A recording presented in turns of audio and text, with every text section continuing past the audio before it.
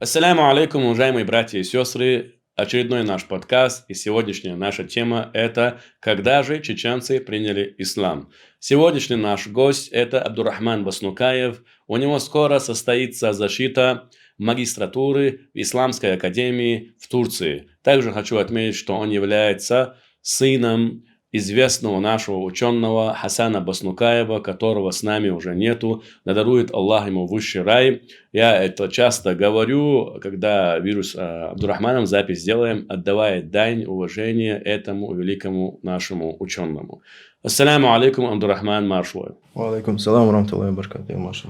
Абдурахман, прежде чем начать нашу основную тему, я бы хотел тебе задать два вопроса начальных. Первое – это что такое знание? Бисмиллахи рахмани рахим. Альхамдулиллахи раббил аламин. Аллахумма салли ва саллим ва барик аля сайидина Мухаммадин ва аля алихи ва сахбихи ва табиина. Амин. Знание, мы будем говорить именно значение с арабского языка. Знание – это ильм. Ильм арабы разъяснили следующими словами. Аль-ильму хуа аль-идраку аль-джазиму аль-мутабику лиль-ваки'и ан далилин. Что это значит? Ильм – это постижение чего-либо, и вот это постижение является с уверенностью. То есть там нет сомнений. То есть ты уверенно постиг чего-то, и то, чего ты постиг, соответствует реальности. То есть мы видим, да, как четко они дали определение. Человек может с уверенностью постичь чего-то, так сказать, но то есть быть уверенным в том, чем он постиг, и оно может не соответствовать реальности. И здесь добавили, он и уверен в том, что постиг, и оно соответствует реальности, и ан-далилин, каким-то путем, далилом. И а так, вот эта тема, она включает в себя еще несколько частей. То есть, как мы поняли, если простыми словами сказать, ильм – это стопроцентно точная информация. Например, эта рука, да, 100% точная информация. Или солнце днем светит, ну, 100% точная информация. Дальше идет уже информация, которую арабы называют зан. То есть, это информация, которая не 100%, но вероятность велика. И в процентах она колеблется от 51% до 99%. Это называется зан. Третья степень – это уже шак, то есть 50 на 50. Может быть, а может и не быть. Сомнение. Да.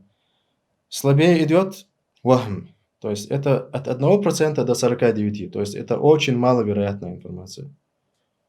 И ниже идет джахль. Вот если задать вопрос, что такое хунфушар? Вот нет информации, да, ноль. Вот не знаю. Хунфушар – это придуманное слово, если что. Вот. И есть степень ниже, джахлюн мураккаб. Это уже, когда есть джахль, то есть невежество, нет информации. Но на невежестве человек что-то пытается построить. Это уже джахль мураккаб. Это уже когда человек минус от минуса одного и так далее. Вот, то есть мы упомянули в процентном соотношении, как мы рассматриваем информацию. Баракаллах, да воздаст Аллах благом. Абдурахман, ты объяснил коротко, что такое знание, ильм, да? И второй вопрос, это будет, что такое далил? Почему я задаю эти вопросы? Для того, чтобы людям ты разъяснил, если будут люди, которые спрашивают, а где ваш далил, да, мы-то, иншаллах, проведем его. Просто, чтобы было понимание, что означает далил в научной сфере и в религиозном понимании.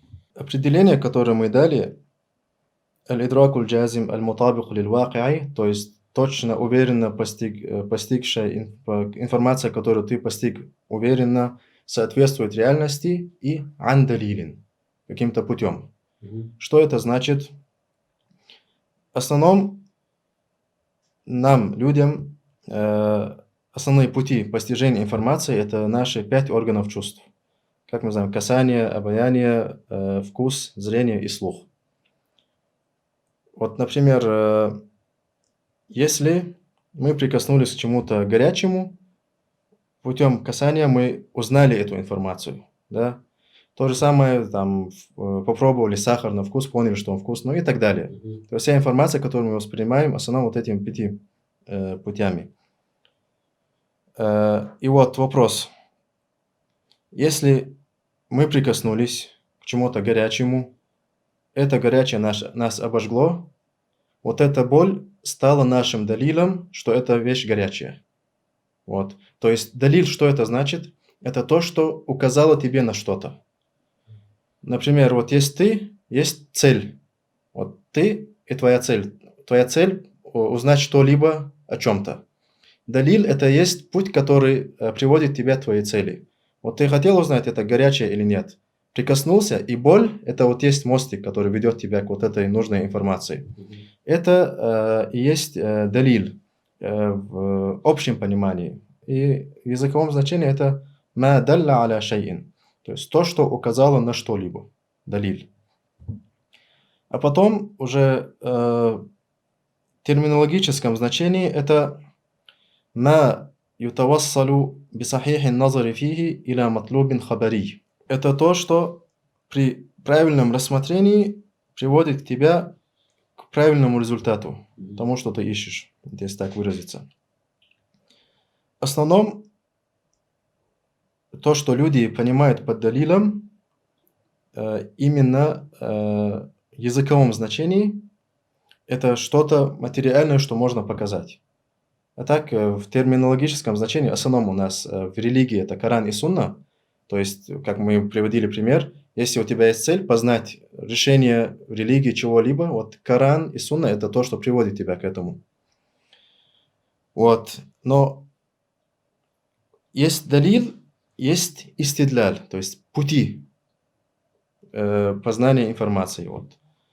И в основном то, что люди используют в понимании далила, истидляля, это то, что называется денотативное значение. То есть в арабском языке это аддилаляту биль-мутабака. А так вот сейчас именно в науке логики там 3 термина: денотативное значение, сигнификативное и коннотативное значение. В арабском языке это аддилаляту биль-мутабака, бит-тадаммун и биль-ильтизам. Ну, если простыми словами, допустим, я хочу донести до тебя какое-то значение. До тебя имеется в виду, до любого, как пример. Вот вопрос задали, на чем мы поедем в горы? В первом случае на машине. Мы целиком назвали машину, да? Вот. Или это же значение можно донести вторым путем, вот из перечисленных нами. Это человек говорит, я за рулем. То есть мы назвали часть этой машины, которая указала нам на всю машину. И понятно, что человек не имеет в виду, что возьмет руль и побежит с этим. Да? Да. То есть часть машины указала на саму машину. То есть в первом случае саму машину назвали, в втором часть назвали чего-либо. А третий путь – это когда это не является и целым или частью, но то, что указывает на это. Например, на чем мы поедем в горы, и человек показывает ключи автомобиля. То есть эти ключи указывают на машину. Или кто-то, например, показал права. То есть, значит, я взял права, теперь я могу ездить за рулем. То есть это 3 пути для того, чтобы достичь информации. И некоторые смотрят именно на первый. То есть нужно точно вот взять и показать, чтобы это было аргументом. Но наш мозг остальные 2 пути тоже использует. Абдурахман, мы будем с тобой, конечно же, вести диалог, потому что и для зрителей, чтобы вы понимали, чтобы меня не осуждали, вдруг, если я его перебью и так далее. Заранее извиняюсь, просто это подкаст, это такой вид формата общения, что останавливают, там, перебивают и так далее. То есть, а теперь смотри, хорошо. А может быть, я тебя спрашиваю просто, а может быть ли далилом для людей в истории, которые, например, смотри, рассказал дедушка с другого села, но эти 2 дедушки друг друга не знают. Но только 2 человека. И они рассказывают одну и ту же историю, но они друг с другом не встречались никогда. Это можем ли брать это как далил? Да, можем, при условии, что эти 2 человека были надежными, то есть не обманывали, вели себя достойно, И вот... Чтобы они не лгали, и не Да, придумывали и так да. далее, да? Все, баракаллах. Хорошо, значит, ты нам перечислил, что есть 3 пути, да, которые указывают на целую часть. Да. Даже если третий, как ты сказал, ключами сказать, то все равно это указывает на целую часть. Да. Все, дальше тогда. И почему мы об этом упомянули?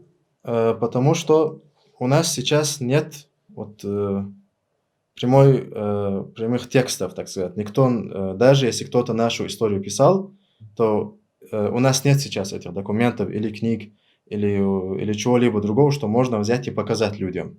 Поэтому, если это отсутствует, от нас требуют, что если этого нет, что мы не можем ничего говорить, и что это единственный путь для ответа на вот этот вопрос, когда чеченцы мы приняли ислам.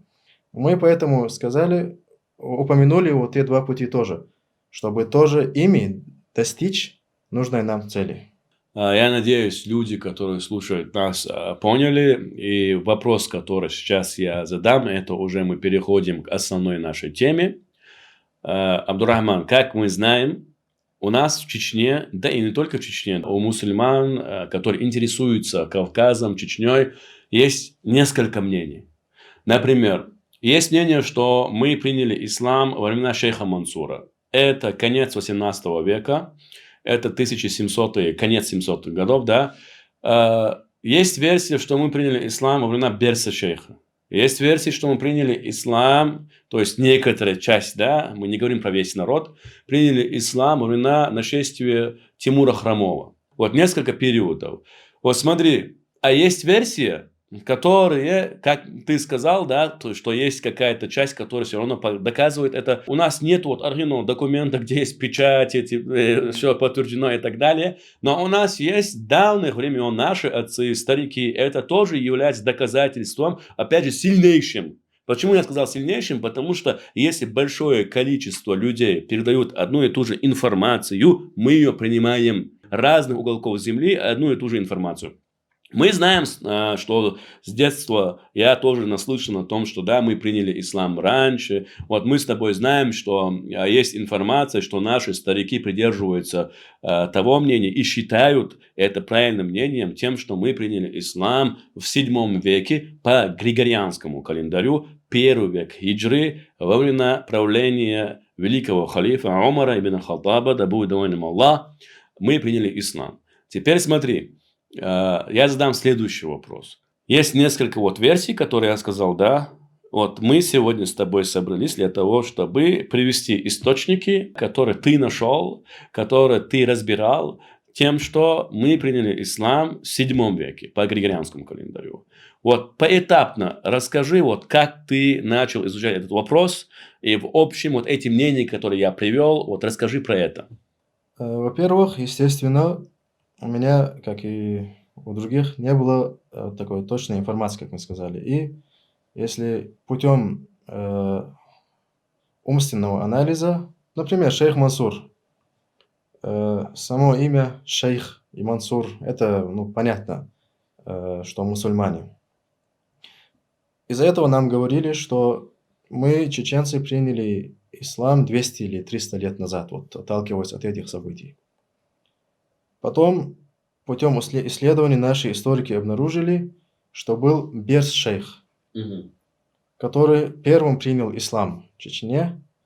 И вот эта версия 300, она уже пошла дальше, 500 лет, во время Берс-шейха.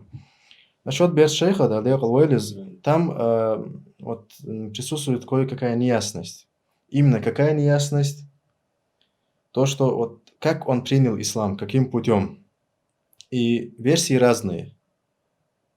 Есть версия, что он кого-то убил, и у этого убитого он нашел какую-то бумагу, которая завещание, что, то есть вот этот убитый, он призывал людей к исламу и распространял ислам, и тот, кто его вот убьет, он должен взять на себя эту миссию и дальше понести вот это его дело.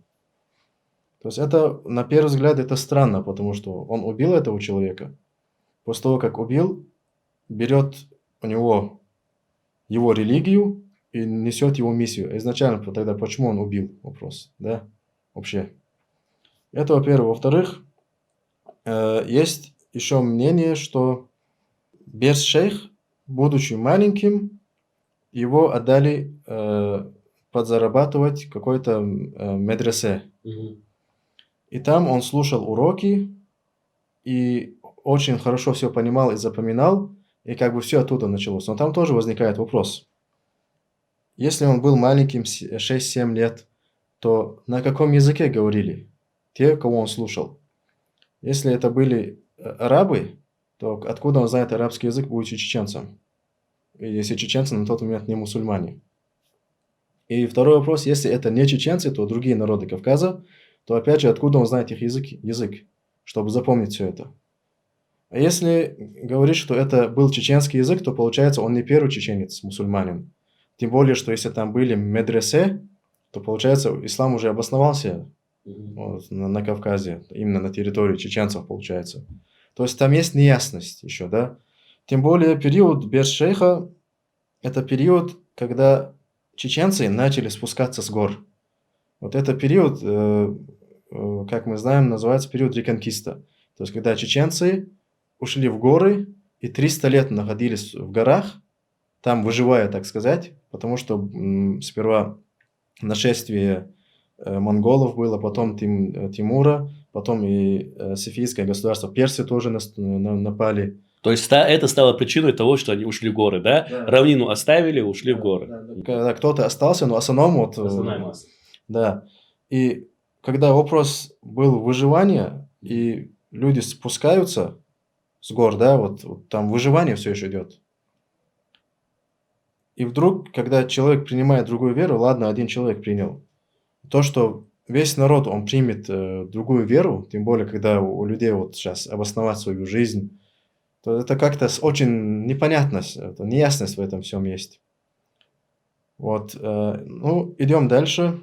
Хорошо, подожди, это важный момент, я считаю. Какого мнения ты придерживаешься насчет шейха, Берса шейха? Я считаю, что он не первый мусульманин, Мгм. и он не призывал чеченцев принять ислам. Я считаю, что он, когда чеченцы спустились с гор, он призывал к возрождению религии. То есть он говорил, возвращайтесь в религию, те, кто ушел, то есть укрепляйтесь в исламе, тот, кто остался и так далее, да? Да, То есть возродитель религии. Я считаю, что это возрождение религии. Как и шейх Мансур. Да, да. Ну, вот эти 300 лет, понятно, да? Еще один момент. Мечеть Макажоя.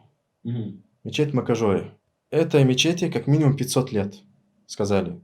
Относительно сегодняшнего времени 500 лет. Ну, значит, чеченцы были мусульманами и 500 лет назад. Раз мечеть строили. И по некоторым данным даже, что эта мечеть построена в 13 веке. То есть это уже получается период, когда было нашествие монголов. Мгм. Вот, то есть какая у нас картина вырисовывается? Как мы знаем из свидетельств наших старших и стариков, когда нас выселяли, много книг было уничтожено. А до этого много ученых было тоже убито у наших чеченцев. И исходя из этого, вот то, что мы пытаемся вот сейчас собрать, сперва получается шейх Мансур, да, 200-300 лет назад. Мгм. Потом идем дальше, получается уже Бершейх, да, 500 лет. Потом еще дальше уже мечеть, оказывается, есть. Мгм. То есть время, вот как мы видим, расширяется. Идем назад и находим следы того, что чеченцы были мусульманами. Да. Мгм.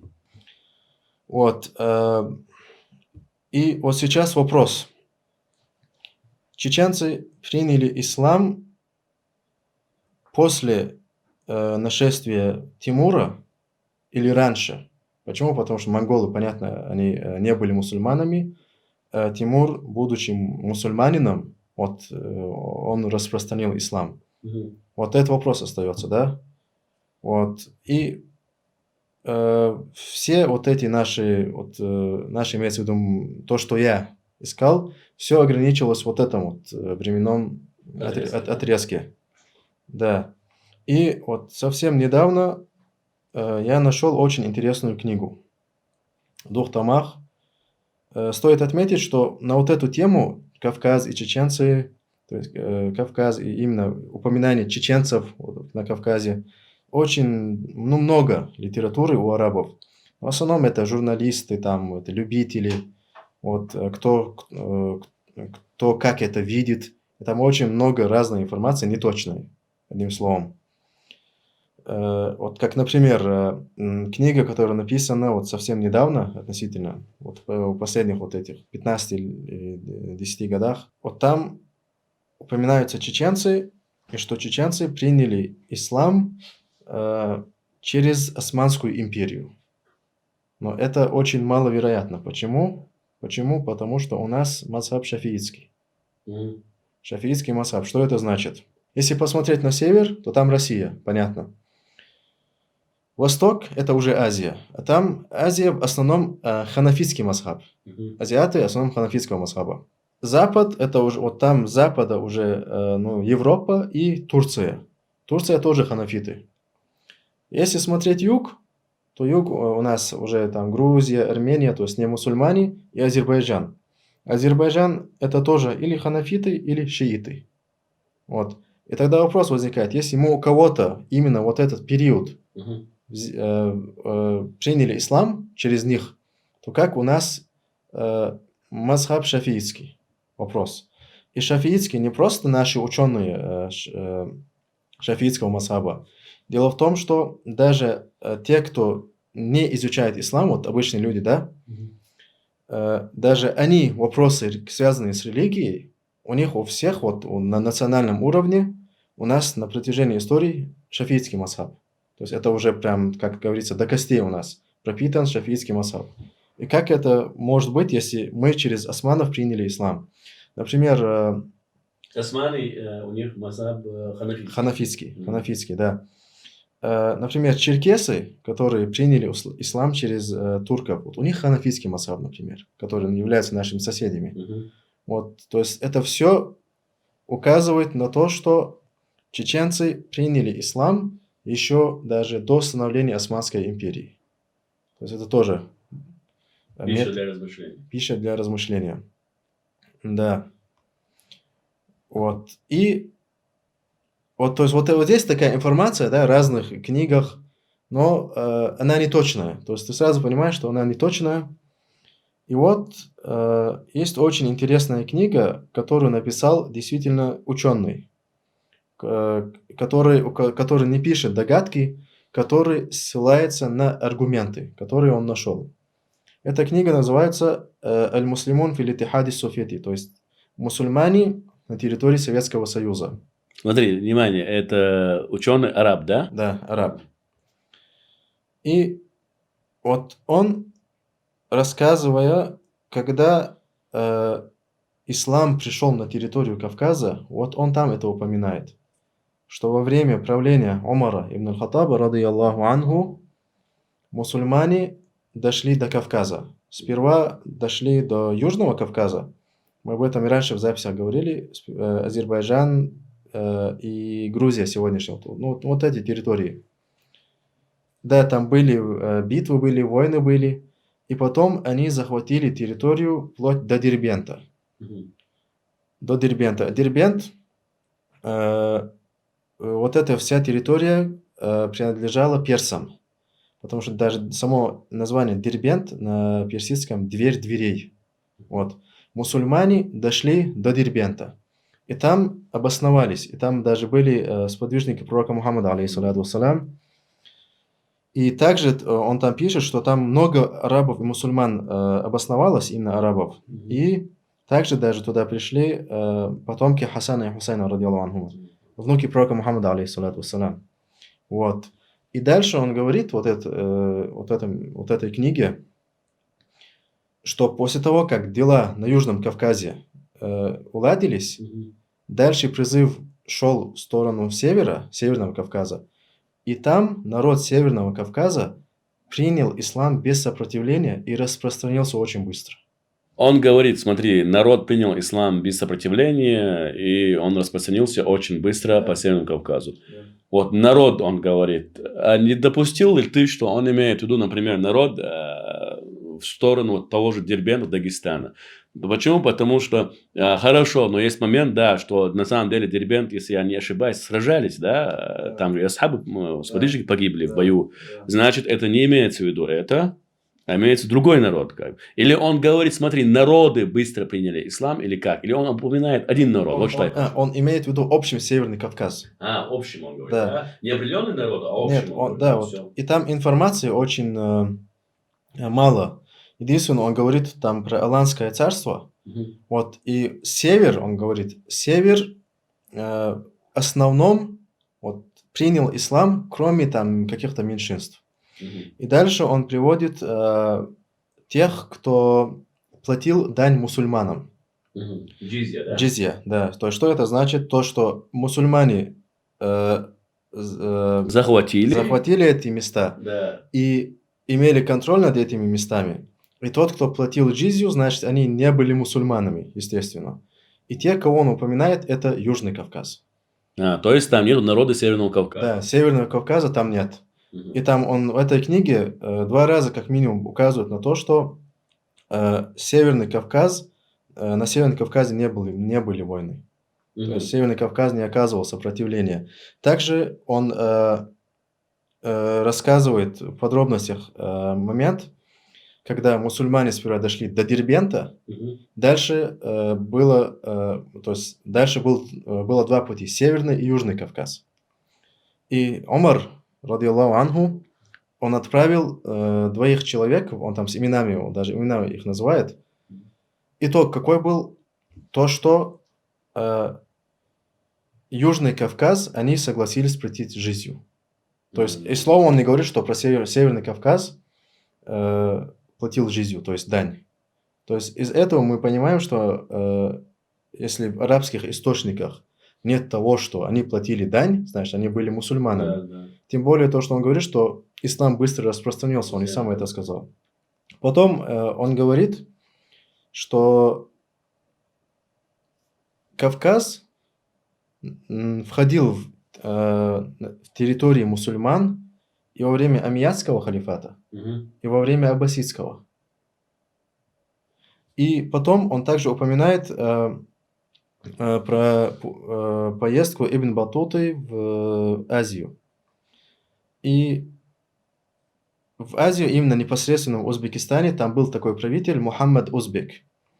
И этот Мухаммад Узбек был правителем, и подконтрольные ему территории были там Узбекистан до Крыма и Кавказ. И то есть Ибн Баттута, он родился в начале 1300 года. Родился. Значит, что будучи уже взрослым, то это уже там 20-е или 30-е годы, как минимум, 1300-х годов. То есть это время до нашествия монголов на Кавказ. То есть из его слов мы понимаем, что и тогда Северный Кавказ входил в территорию мусульман и были мусульманами. Смотри, 2 момента. Первый момент, то, что он упоминает, что Северный Кавказ, ислам очень быстро распространился, и что не платили джизью, это означает, что они приняли ислам. То есть, свободно приняли, без сопротивления. Да? И это, смотри, второй момент, который я хочу сказать, это соответствует тому, что говорят наши старейшины, которые говорят, что мы приняли ислам без сопротивления, тем, что наши адаты тоже были схожи, многие, да, шариатом, и, соответственно, мы приняли ислам, подчинившись, покорившись полностью, без сопротивления, без войн. Вот он, как он подтверждает источник арабский, это для тех людей, которые могут сказать там, приведите нечеченские источники. Мы сейчас как раз приводим с тобой нечеченский источник, да. И, то есть, связь уже, взаимосвязь уже такая плотная, да, это подтверждение, опять же, слов наших старейшин, которые нам говорили, что мы приняли ислам без войн, свободно, открыто и так далее. Да. Также стоит отметить, что вот эта книга, она, вот первое ее издательство было в 1983 году. То есть это период, когда вот мы вернулись с депортации, и, как мы знаем, во время Советского Союза у нас были ограничения и исповедания религии.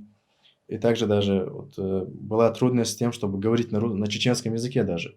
То есть одно дело, если бы эту книгу написали сейчас, но тогда даже, будучи слабо знакомым с чеченцами, тем более, что арабы узнали о чеченцах в основном из-за войн 90-х. 90-х годов. Да. Это весомым, то действительно, 83-й год, если идет речь, да.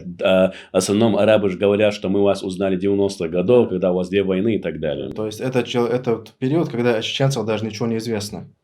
Мгм. Вот. И, как ты сказал, то, что мы слышали от наших взрослых, Мгм. шафитский масхаб, который у нас есть, вот кто-то может сказать, а почему тогда хромой Тимур, будучи мусульманином, напал на Кавказ? А дело в том, что хромой Тимур, конечно, Аллах будет всех судить в судный день, но Кавказ – это не единственный мусульманин, на которых напал хромой Тимур. Он напал и на Сирию, и на Багдад. Так, подожди, была же битва против Тохтамыша. Тохтамыш не чеченец, он был тоже суннитом, мусульманином возле реки Терек, как, насколько мы знаем, да, за сторону Тохтамыша чеченцы были, и другие, там, Аланское царство и так далее. Так, Тохтамыш тоже мусульманин. Да. Тимур и Тохтамыш, это они свои собственные интересы как преследуют. Тимур хотел занять трон побольше Золотой Орды и так далее. Так, это тоже доказывает, что он не только на чеченцев нападал или на Кавказ. Он с Тохтамышем тоже вот так же сражался. Да, то есть его основные походы на мусульман были. Так что, если сказать, что он был мусульманин, напал на мусульман, да, то есть он, если в интернете поискать просто хромой Тимур, его походы были как раз-таки против мусульман. Большинство, там, 90% его походы были против мусульман. Вот, и все это склеивается. Если начать смотреть уже с вот этого периода, то есть чеченцы приняли ислам, дальше было нападение монголов. И вопрос, а что тогда защищали чеченцы при нападении монголов? Вот почему ушли в горы и были согласны сидеть в таких тяжелых условиях, не сдаваясь? Вот что защищали, вопрос? За что? За что боролись? За что боролись, да. Дальше, как мы видим, хромой Тимур напал. Потом даже шииты, когда пришли на Кавказ, вот то же самое шииты. Вот, и против них боролись. Во время Беш-шейха, как мы знаем, он прогнал горных католиков. То есть снова против католиков. И что самое интересное, Османская империя не нападала на Чечню. Вот. Не мусульмане или мусульманин, как Тимур, заинтересованный не в исламских целях, так сказать. Ну, свои личные амбиции. Да, в своих личных амбициях. Вот они нападали, а вот других моментов, что чеченцы воевали с мусульманами, нет, опять же. Вот. Во время Беш-шейха. А дальше уже понятно, шейх Мансур. Это уже точная информация. То есть сейчас, имея столько аргументов, уже трудно доказать, что мы не приняли ислам с тех пор. Потому что, если так судить, те, кто требует от нас далил, вот что мы хотели сказать, мы и умом, догадками, вот 90% и выше, вот не 100%, но 90% и выше процентов мы догадывались вот этом, к тому, что мы сейчас сказали. А те, кто требовали далил, у нас появился и далил, который подтверждает это. То есть у нас и оба аргумента есть, и умственных, и вещественных доказательства. А те, кто говорят, нет только 300 лет назад, нет только 400, а у них же у самих нет аргументов. У них у самих и нет аргументов. Есть 3 основные мысли, которые на протяжении всей истории вводило в заблуждение, начиная даже с джиннов, которые жили до людей, включая людей тоже. Эти 3 мысли – аль-андия, аль-инадия и аль-ла-адрия. Что это за мысли? Андия – это мысль, что у каждого есть своя истина, то есть у каждого есть свое мнение. Звучит, конечно, интересно, да, но если по факту смотреть, мнение вообще рассматривается, когда нет точной информации. Вот, например, если я сейчас взял и что-то спрятал в руке и спросил, что я спрятал в руке, Например, Каждый, я говорю гвоздь там, да, например. гвоздь, кто-то там монета, кто-то там, не знаю, что-то еще другое, да. Ну, каждый может гадать. Но когда я показываю, что я спрятал, все эти мнения, они уже аннулируются, и реальность, истина. Вот. И вот когда, например, вот мы говорим, это там стаканчик, да, Мгм. это стопроцентная информация. Кто-то приходит и говорит, а я считаю, что это, не знаю, космический корабль, например. Его мнение вообще никак не учитывается. И когда есть точная информация, кто-то требует, чтобы его неточную информацию приравнивали к точной и требует свобода мнения, у каждого свое мнение. Это неправильно. Это первая мысль, которая всегда вводила в заблуждение. Мгм. Аль-Андия называется. То есть у каждого своя истина. Мгм. То, что мы сказали про далил, да, то, что 5 органов чувств, мы ими либо точную информацию познаем, либо дальше уже по степени. Информация, которую можно этими 5 органами чувств воспринять, почему сидеть и фантазировать, когда можно просто адекватно проанализировать, верно? Мгм. Вот это первая мысль. Вторая – это аль-айнадия. Айнадия – это кто? Это критики. Вот, например, что это? Это стаканчик, да? И бывают люди, которые бросают сомнения, и, ты уверен, а ты знаешь, а ты это, а ты то, то вопросы там придумывают себе Мгм. и считают свою критику аргументом против тебя. Но здесь тоже нужно учесть. Если я говорю, что это стакан, кто-то говорит, что это космический корабль. Мы с умом подойдя, что такое космический корабль, рассказываем, и что такое стаканчик. Этим мы приходим к пониманию, точному ответу. А то, что сомнение, Мгм. сам факт сомнения, он же тоже не точен. То есть там, где есть точная информация, причем сомнение. Верно? Мгм. То есть это вторая мысль. А третья – это ля адрия. Это я не знаю. Вот, например, что это такое? Все, что я знаю, это то, что я ничего не знаю. Ну, понятно, да, но человек должен же жить и как-то анализировать.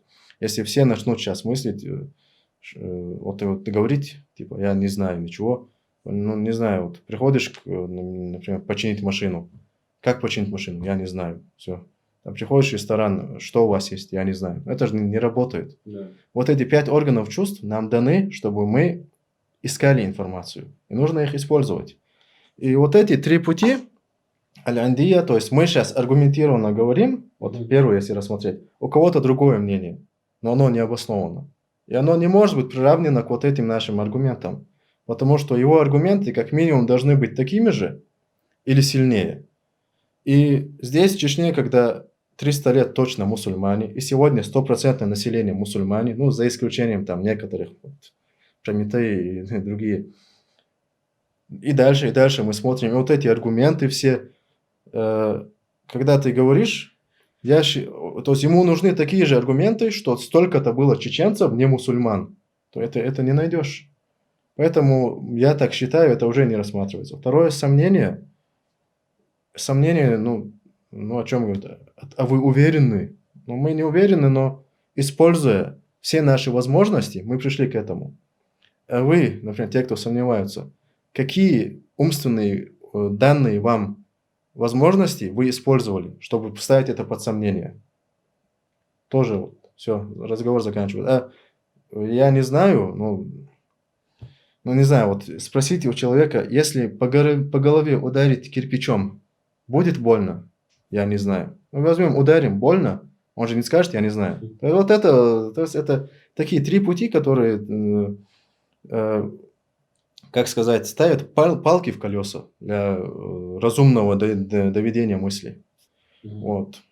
Абдурахман, смотри, например, если будут такие люди, которые будут тебе говорить, нам как бы, да, в противовес скажут, а как же захоронения, которые нашли, или там могилы, которые некоторые, да, где там нарисовано солнце, язычество и так далее. Как ты это, например, историки тебе могут задать вопрос, да, как ты это объяснишь?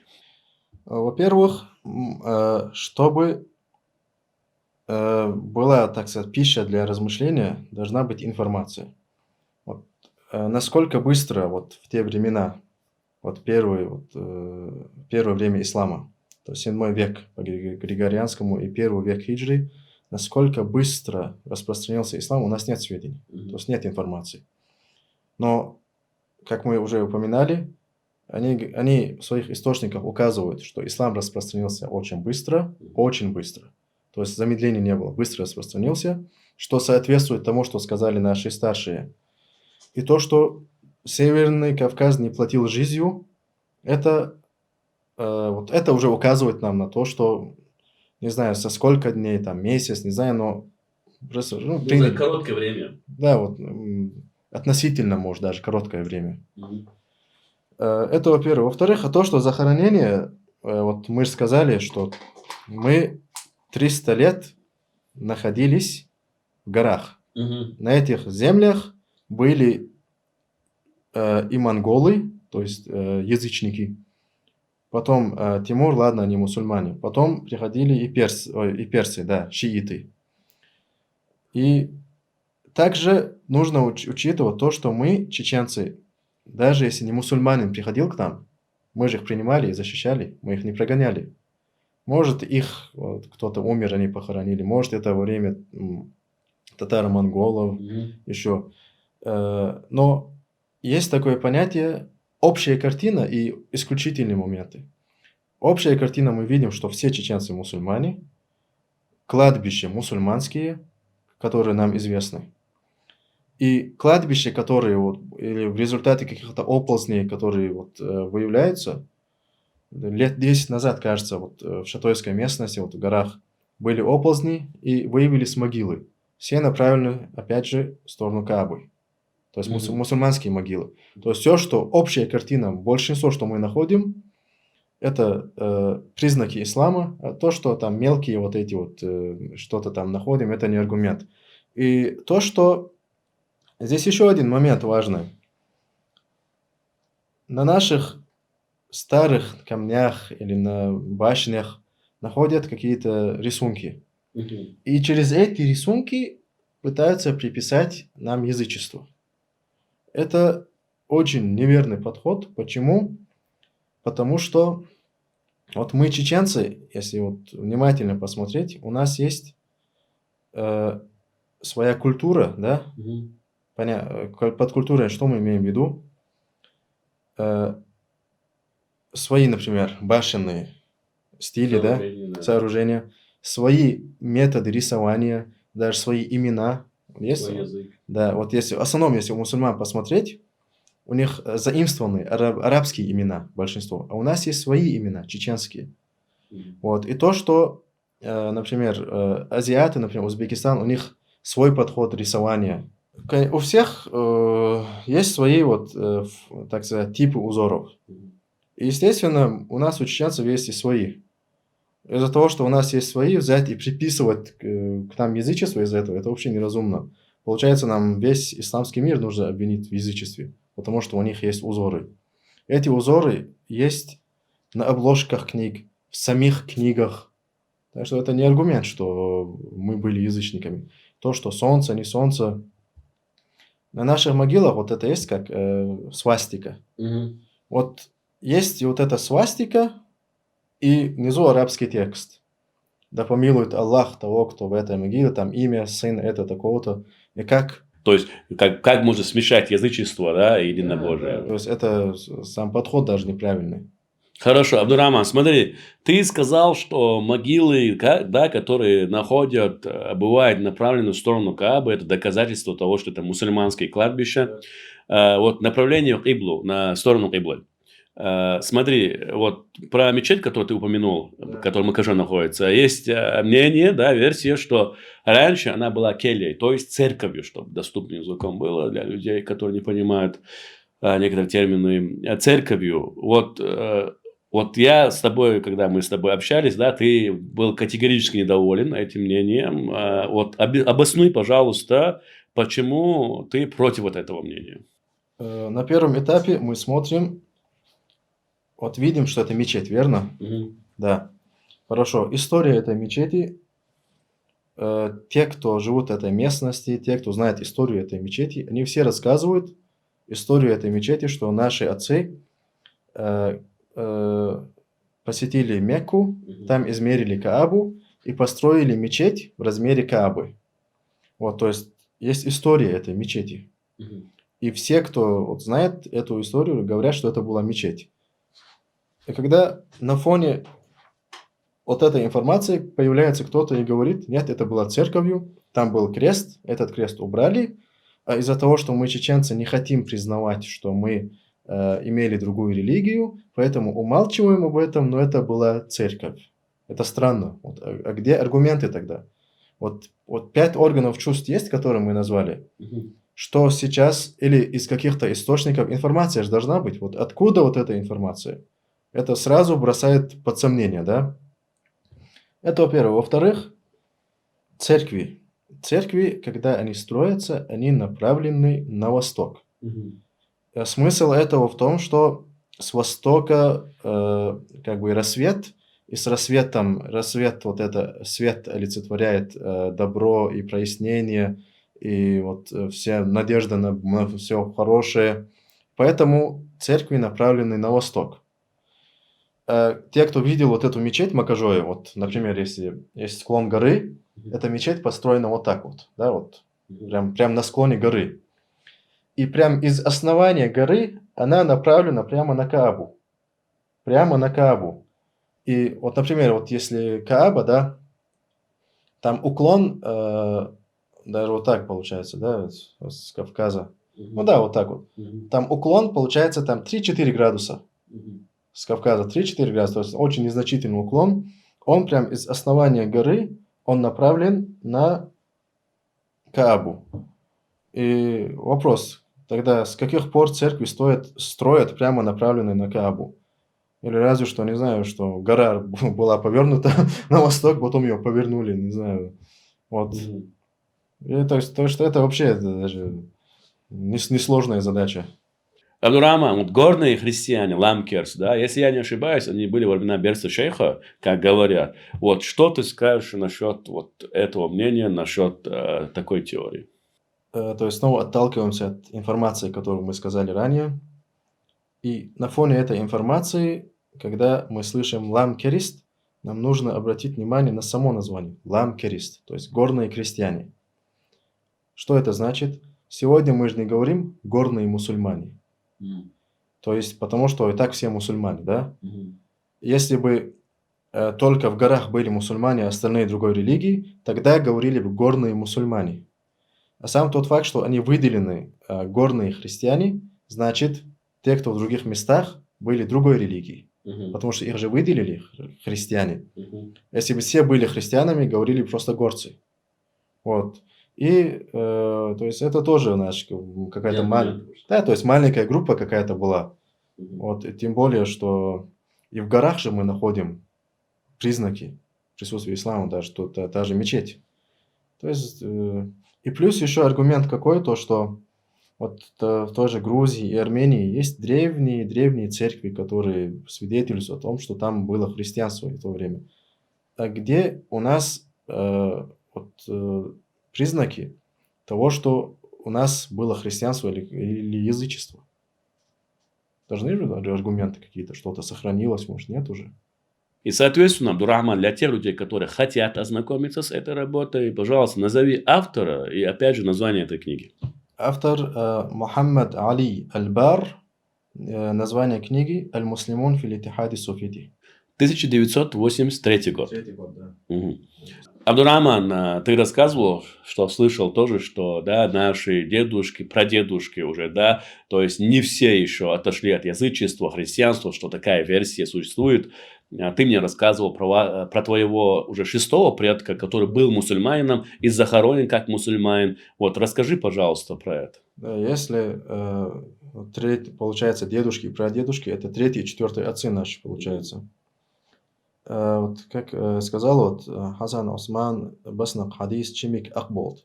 Шестой мой, получается, предок, Мгм. его брат, у него есть могила вот в селении Хэнкал, Ханикале. И эта могила, там арабские буквы, это во-первых. Во-вторых, там такой рисунок обуви. этот рисунок обуви означал, что этот человек совершил хадж пешком. То есть он пешком дошел, совершил хадж и вернулся. Вот, то есть, если там дедушки, прадедушки так делали, то каким образом получается вот это шестой отец, он не то что мусульманин, там даже письменность арабская. Вот как это тогда вот? Это вот есть те три типа мысли. Предположения. Да, вот это все их палки в колеса, которые они ставят. Они не смогут доказать это. Вот это самое главное. Нет аргумента, просто я сказал, все, верьте мне, но это же не аргумент. Твоя работа, Абдурахман, защита магистратуры, которая, да, у тебя идет тема основная чеченцы, ты рассказываешь про наш народ, когда мы приняли ислам, вообще общая история наша, да, ты там упоминаешь связь с хеттами, что чеченцы также являются хеттами, и мы с тобой несколько подкастов, 2 подкаста, если не ошибаюсь, или 3 подкаста сделали с тобой насчет этого, где у нас, опять же, не просто слова попадаются, так мы-то знаем, что и на немецком, и в английском у нас, да, и арабском у нас слова есть схожие, но и в корне, и в правописании, в предложении, например, у них это есть конах, у нас тоже есть конах, и значение слова одно и то же. У них есть лулхо, у нас тоже есть лулхо, и значение слова одно и то же. Скажи, пожалуйста, вот как ты пришел к тому, что вот хетти, да, что они чеченцы, коротко говоря, да, что они чеченцы и что они были мусульманами. Я сказал, мусульманин может что-то сказать, в те же времена не было пророка Мухаммада, но мусульманин означает, это покорившийся единому Богу, единобожник, и, соответственно, я имею в виду, что в те времена были единобожники.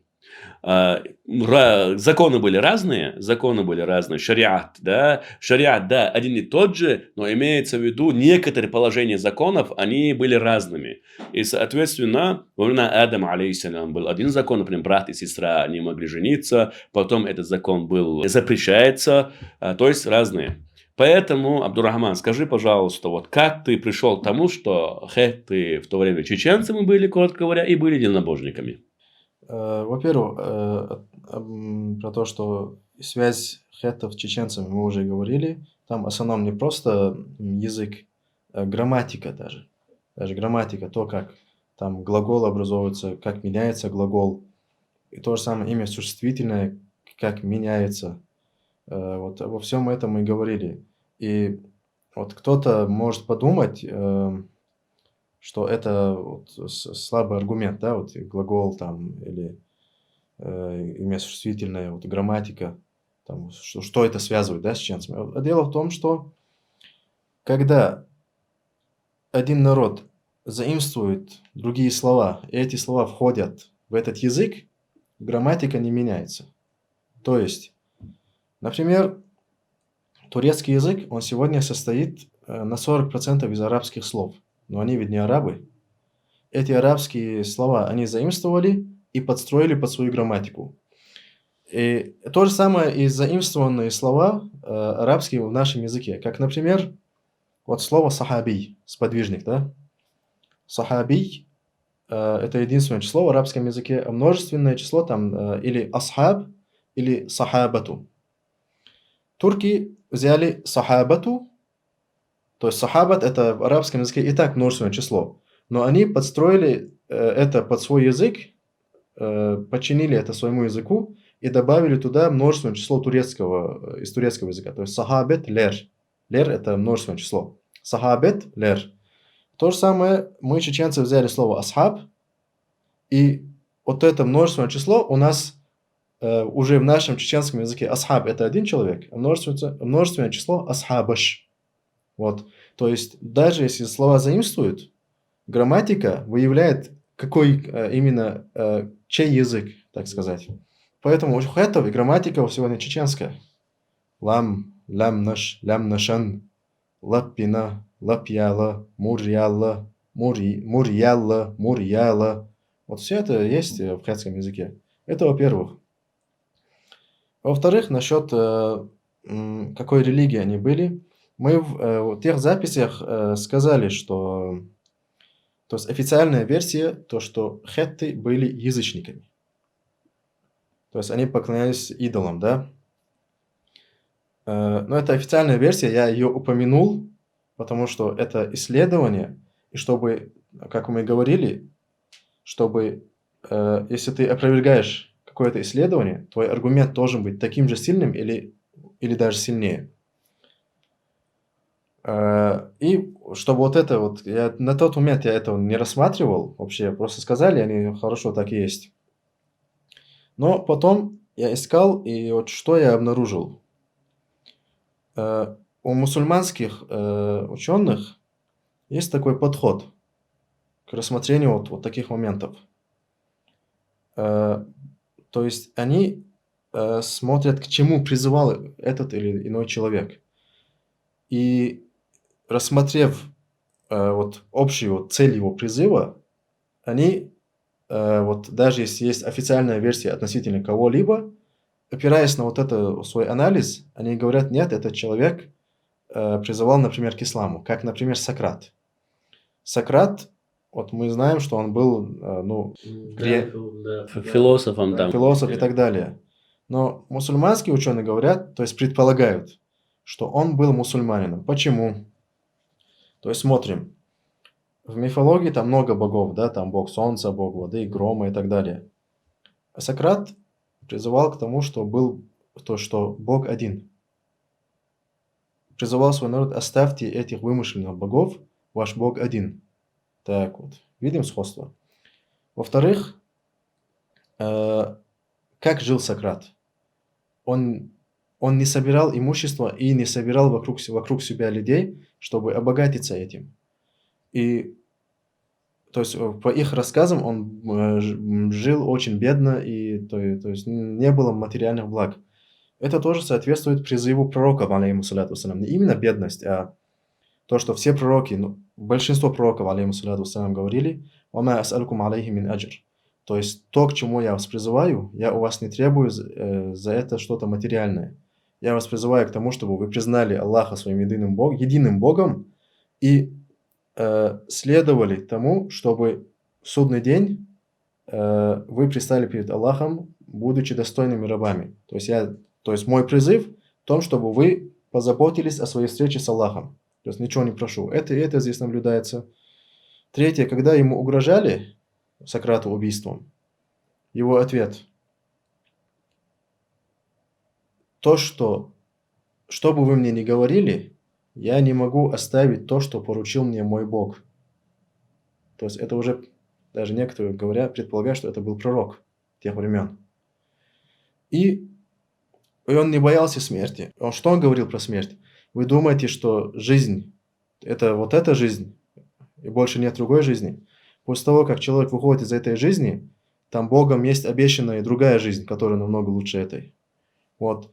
И путем вот этого анализа исламские ученые предполагают, что эти люди были либо пророками, алейхиссалату вассалям, своих времен, либо люди, которые следовали пророкам тех времен, алейхиссалату вассалям.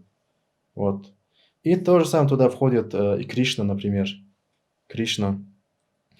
Вот Густав Любон, что он сам говорит, Густав Любон, что западные ученые, они за 200 лет исказили наследие Индии, и то, что сегодня известно религии Индии, оно искажено ими, в корне это вообще совсем другое. А что? Там то же самое находим. То, что Бог один, справедливость, то, что всем предстоит предстать перед Аллахом, судный день, рай и ад. То есть то, к чему призывали все пророки, алейхиссалату вассалям. То есть если исламские ученые и исследователи этим путем утверждают, что эти люди с большой вероятностью были мусульманами, даже, возможно, пророками тех времен. Как мы знаем, пророков было 124 тысячи, алейхиссалату вассалям. А нам, о них, из этих 124 тысяч, алейхиссалату вассалям, из Корана, из хадисов известно примерно 40 человек всего лишь. Там же еще много их. Вот это... То есть это предположение исламских ученых, некоторых, которые говорят, что, возможно, они были пророками своего времени, либо следующими за пророками их времени. Да. То есть это сильный аргумент, то есть это сильное мышление, так сказать. То же самое, если мы посмотрим у хеттов, они никогда человека не возводили до статуса Бога. Вот. Когда на их земли обрушивалась какая-либо беда, начиная с царя, кончая самым последним человеком вот, по статусу, все должны были совершить покаяние. Вот. Покаяние. Перед кем? Вот массовое покаяние совершали ведь даже пророки, алейхиссалату вассалям. Это из хадисов мы тоже знаем. То, что все, даже включая царя, после смерти должен предстать перед Богом, отвечать. То есть все это вот, и вот сейчас тратить время не будем, это было в прошлых записях. То есть все вот эти моменты, если рассмотреть, это то, к чему призвали и пророки до Мухаммада, алейхиссалату вассалям. А что касается их, то, что у них обнаружили около 1000 идолов, вот это официальная версия, да, я вот в этой своей работе написал, говорят, что они были язычниками, и туда добавил «вафихи назар», то есть это подлежит рассмотрению. Почему? Потому что вот эти идолы или памятники, это не является аргументом того, что эти люди были язычниками. Во-первых, почему? Потому что, как мы сказали, хетты никогда никого не возводили до статуса Бога. Вот один из их, якобы, того, кого они считают, то, кого они воспринимали за Бога, имя Кумарби. Вот похоже, да, на наше чеченское имя. Кумарби, например, как Эрсби, Бетерби. То есть чеченские имена. Кумарби, какой-то бог Кумарби, который родился в этой местности, вырос там, жил здесь. То есть вот, это уже понятно, что это был человек. Кстати, дополнение тоже очень интересное. Вот этих словах и Кумарби есть такой момент. Слушать советы, и там дальше идет имя. Вот это имя исследователи так и не смогли найти, кто этот человек. Вот, потому что дальше вот историю вот этого человека так и не смогли найти у хеттов. Но мы, чеченцы, сразу понимаем вот выражение. Предложение такое. Слушать советы. Ханна. Хан, совет. Слушать. То есть слушать советы, кого попало. То есть вот это слова Кумарби. Вот. И вот, то есть понятно, что хетты, которые не возводили человека до уровня Бога, здесь один из богов. Если посмотреть, вот эти идолы, да, памятники, можно ли их воспринимать за богов? Вот хеттское царство рухнуло, да, это время пророка Мусы, алейхиссалату вассалям. После Мусы, саллаллаху алейхи вассалям, был Юша бин Нун, да. После Юша бин Нуна уже дальше пророки тоже, такие Самуиль. После Самуиля уже Даниэль. И после Самуиля пророк Давуд, алейхиссалату вассалям, после него Сулейман, алейхиссалату вассалям.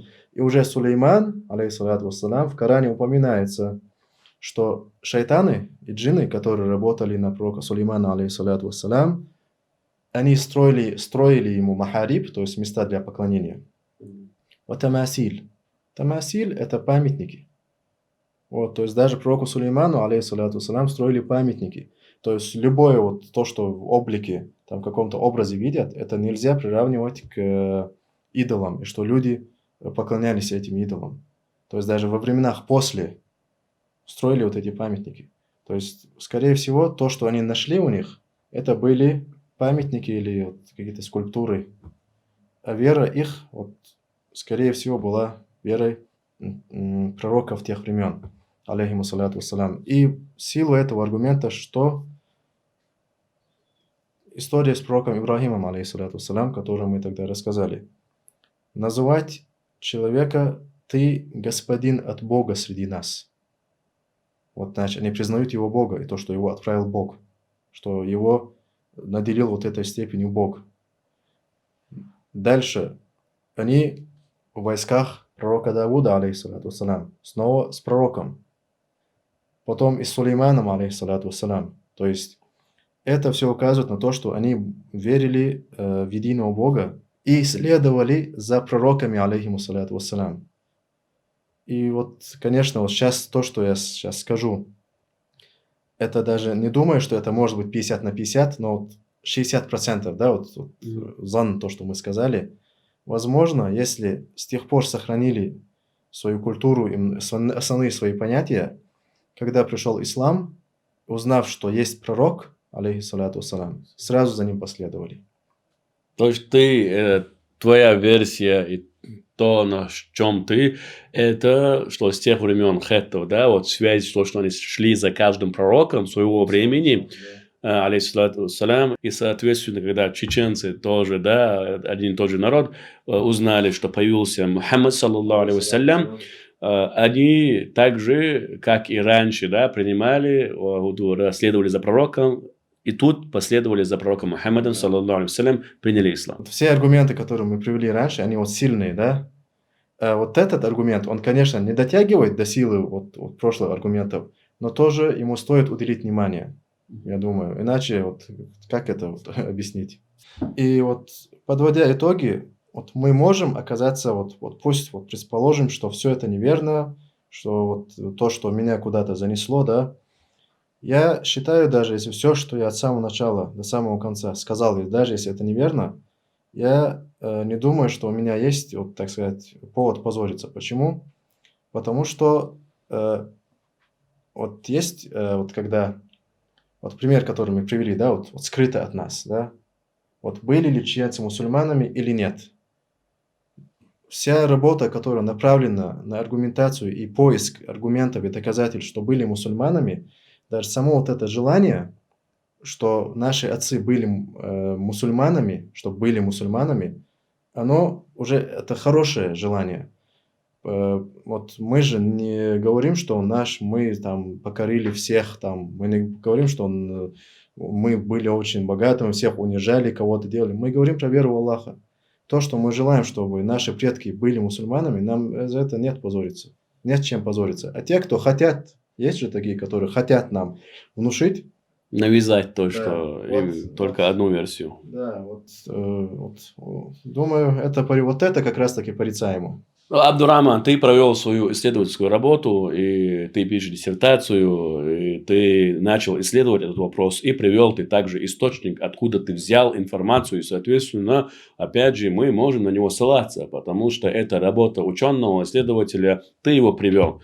И, соответственно, завершая наш подкаст, я хочу поблагодарить тебя за то, что ты пришел, рассказал свою версию, свою точку зрения из-за исследований. Не просто взял с потолка, а привел еще доказательства, привел источник, да, на который мы можем ссылаться. И, соответственно, как и говорили наши старейшины, что мы приняли ислам намного раньше, чем думают некоторые люди, исследователи, историки и так далее. Да воздаст Аллах благом, Абдурахман. Иншаллах, даст Аллах, увидимся на следующих подкастах. Вассаляму алейкум ва рахматуллахи ва баракату.